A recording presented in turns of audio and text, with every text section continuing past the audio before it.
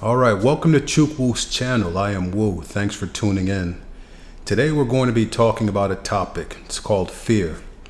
What are Americans afraid of in 2025? I'll list what I'm thinking, what I'm hearing, and give you some options as I do in all of my videos to move forward, okay? So please like, share, and subscribe. Let's get started. So what are some of the things that Americans are afraid of as of 2025? And there are a few things, right? There's a lot of political uncertainty and negativity. You open up the news, you hear things about tariffs, ICE agents raiding schools and hospitals, right? Immigration reform. You hear things about National Guard deployments. There's just a lot to take in.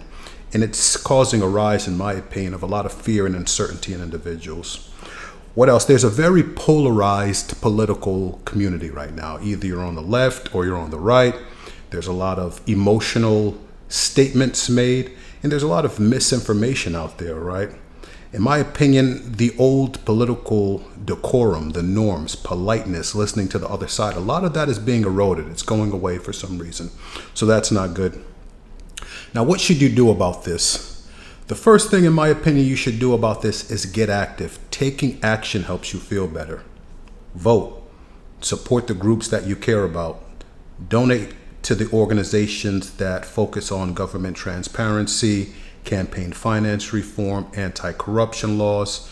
It's a government for the people, and we are the people at the end of the day, so it's up to us to get involved. Additionally, you can attend town halls. You can do anything you need to do to basically make the world the place that you would like yourself and your family to live in. So take action, okay? The final thing is you want to seek out information, news, and opinions that are different from your own, right? Whether you're left-leaning or right-leaning. In my opinion, as an adult, you're not 100% conservative about anything. You're not 100% liberal about everything, right?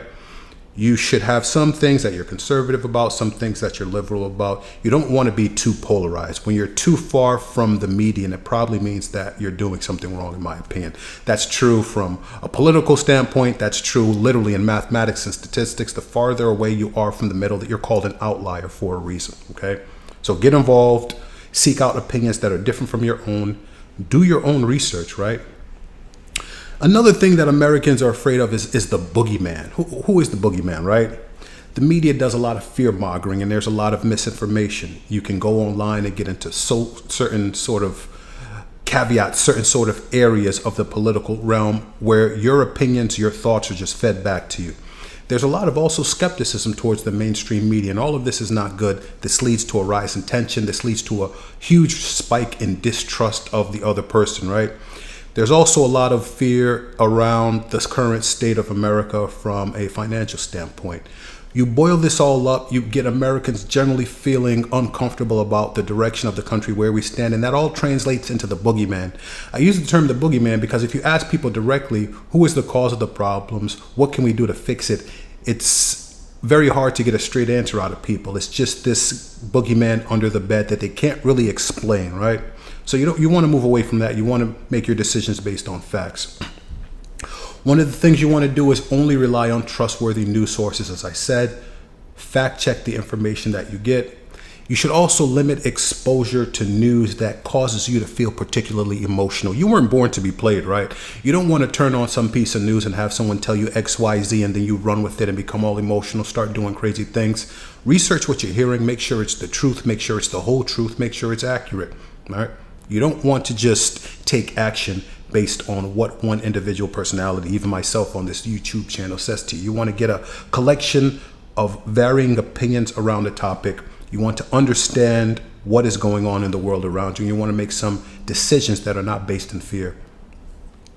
Another thing Americans are afraid of is financial uncertainty, right? Unemployment is on the rise. I think we all feel that, even though the numbers from the government statistic bureaus suggest that unemployment is relatively steady or low. If you're looking for a job in the market, or you have been looking for a job, you feel as though the current economic, job market is a little bit tighter than it has been in the past. Americans also have a lot of debt, less savings. The cost of living is going through the roof. Groceries, housing, rent, medical care, daycare, education. It's all at a point where you feel like you have to have 2 or 3 jobs just to make ends meet. And that's unfortunate. You're not supposed to have to work yourself to the bone just to live in America. So what should you do about it? The first thing, and you guys aren't going to like this, the old rules of financial success: save 10% of your pay, save up to buy a home, etc., and you're going to be fine. Have one job. That's a good career.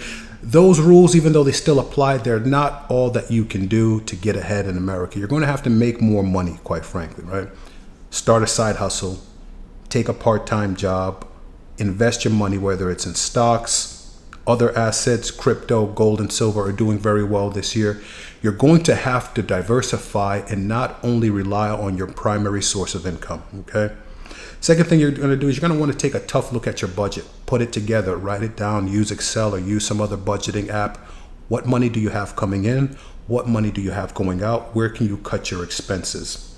Then you're going to need to take any residual income, any savings based on the budget you just put together. And like I said, invest it in a side hustle, invest it in the stock market. So you're going to have to take action to start making more money, as opposed to the old rules of just saving as much as you can. That's not going to do it in 2025, and it's not going to do it going forward. Again, just one person's opinion. And then finally, you're going to want to try to save up at least 3 months worth of living expenses. Obviously, that's going to be hard. We just talked about the fact that unemployment is high, the cost of living, everything that you need to live a comfortable life is on the increase. So I understand it's going to be hard to save that up. Well, what having at least 3 months of savings does for you is it reduces stress. You can deal with certain uncertainty, right? So try as much as possible. Start small, start saving incrementally, whether it's $20 a week, $30 a week, $50 a week. Start now, start putting that money away, okay, until you have at least 3 months worth of living expenses. Now, in general, just some things just to cope with the current madness in the world. You want to be brave. What do I mean by that?